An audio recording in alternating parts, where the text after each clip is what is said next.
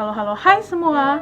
Kembali lagi di BBY, Belajar Bareng Yuk, di series kedua, episode kedua tentang kebiasaan-kebiasaan remaja yang baik. Hai, perkenalkan namaku Elika sebagai guru BK di unit SMP IBC. Salam kenal ya semua.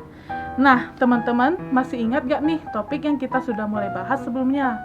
Ya, kita bahas tentang 7 kebiasaan remaja yang efektif berdasarkan buku Sin Coffee. Dari video yang sebelumnya, kita sudah paham nih bahwa kita harus melihat terlebih dahulu cara pandang kita mengenai diri sendiri, lingkungan, bahkan kepada kehidupan secara umum. Nah, cara pandang itu yang akan membantu kita untuk membentuk kebiasaan-kebiasaan yang efektif sehingga kita dapat mencapai potensial kita.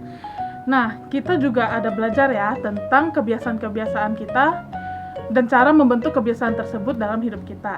Nah, sekarang kita akan masuk ke dalam bahasan mengenai kebiasaan fundamental yang pertama untuk menjadi remaja yang efektif, yaitu proaktif. Apa sih itu proaktif? Proaktif adalah kebiasaan seorang individu yang memiliki kemampuan untuk mengontrol hidupnya, sehingga perilaku yang dihasilkan datang dari nilai, norma, dan moral. Jadi, kita sebagai remaja dapat berperilaku dengan baik sesuai dengan aturan yang berlaku. Nah, ada 2 jenis individu yang dibedakan dalam menentukan pilihan tindakan, yaitu individu proaktif dan individu reaktif. Individu yang reaktif adalah individu yang membuat pilihan berdasarkan impuls, sehingga perilaku yang dihasilkan juga akan spontan. Nah, karena kalau dilakukan secara spontan, terkadang kita juga tidak menyelesaikan masalah ya, bahkan bisa jadi membuat situasi menjadi lebih kacau. Nah, bagaimana dengan orang yang proaktif? Individu proaktif itu seperti kapten yang memegang kendali dalam menjalankan kehidupannya. Jadi, ia mampu menentukan bagaimana seharusnya ia bersikap, bereaksi pada kondisi yang tertentu maupun lingkungan tertentu. Oke, contohnya ada teman yang mengolok kita.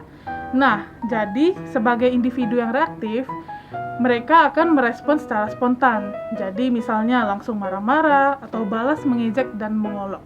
Kemudian selama pembelajaran mereka masih merasa kesal dan terbawa sampai seharian gitu ya. Atau mereka juga ikut marah-marah kepada teman yang lain. Nah, ketika teman yang lain menegur, mereka pun menyalahkan teman yang mengolok tersebut dan mengatakan bahwa mereka tidak bisa untuk berhenti bersikap kesal gitu ya. Jadi dari sini kita bisa lihat nih bahwa individu reaktif menyalahkan keadaan sekitar dari sikap dan perasaannya karena mereka menilai bahwa lingkungannya lah yang harus berubah untuk memperbaiki keadaan. Nah, berbeda nih dengan remaja yang proaktif karena mereka memproses kejadian dengan berpikir secara sadar untuk memilih aksi yang ingin diberikan. Remaja tersebut akan mampu menahan diri dengan menunda kemarahannya. Mereka juga mampu melihat tekanan dari situasi atau sikap buruk dari orang lain.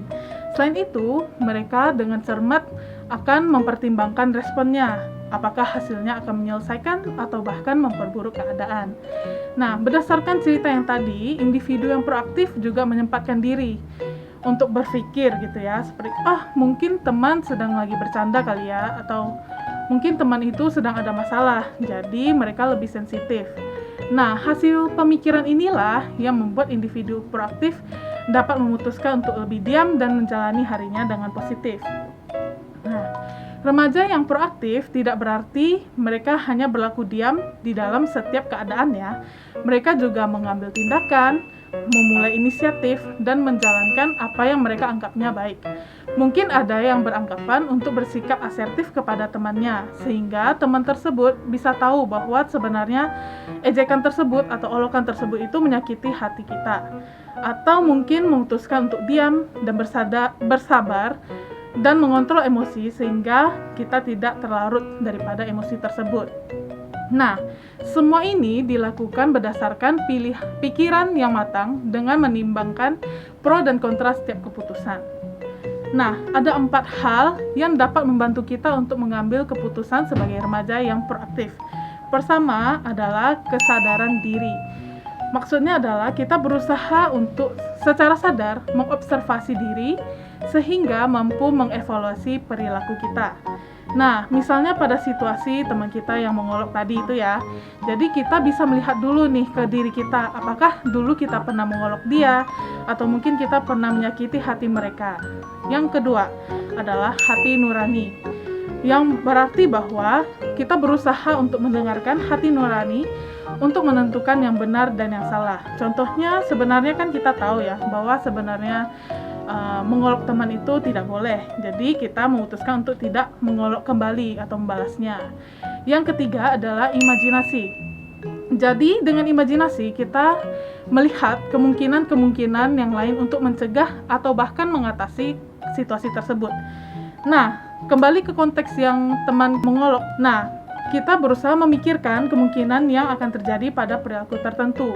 Misalnya, kalau kita langsung marah, apa sih konsekuensi yang akan diterima bagi kita? Misalnya, pertemanan kita jadi hancur, atau misalnya kita juga dipanggil guru. Dan sebaliknya, kalau kita tidak bersikap reaktif, kita justru dapat menyelesaikan permasalahan kita dengan orang tersebut. Nah, dengan memikirkan kemungkinan-kemungkinan ini, kita bisa memilih nih, mana sih yang baik untuk dilakukan sehingga dapat menyelesaikan permasalahan tersebut.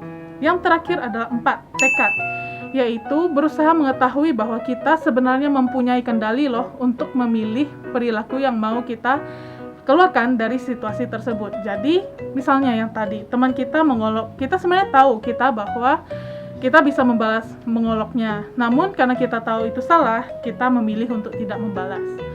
Nah, berikut ada beberapa cara yang bisa kita lakukan atau praktikkan langsung ya untuk menjadi remaja yang proaktif.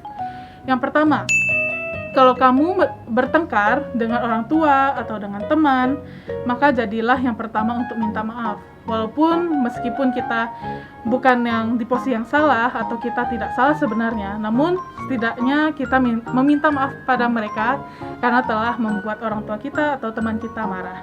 Yang kedua, lakukanlah sesuatu hari ini yang dari dulu sebenarnya ingin banget kita lakukan, tetapi kita tidak berani lakukan. Tinggalkanlah wilayah nyamanmu dan kejarlah itu. Yang ketiga, latihlah diri untuk berpikir sebelum kamu bereaksi terhadap seseorang yang menabrakmu, mengataimu, atau menyelak di depanmu. Nah, ketika kita merasa marah, mari kita coba latihan untuk tidak terbawa emosi gitu ya. Misalnya kita keluar dari ruangan, keluar dari situasi yang membuat kita marah, atau juga menepuk kaki kita untuk menyadarkan diri untuk tidak marah. Nah, untuk lebih jelasnya silahkan tonton series yang Emotional Quotient ya.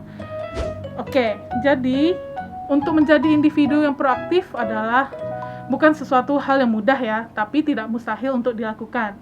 Kunci awal yang harus dilakukan adalah jadikan itu kebiasaan. Mulai dulu secara bertahap dan latihlah diri untuk menjadi kebiasaan yang dapat dilakukan secara spontan tanpa perlu pemikiran yang rumit.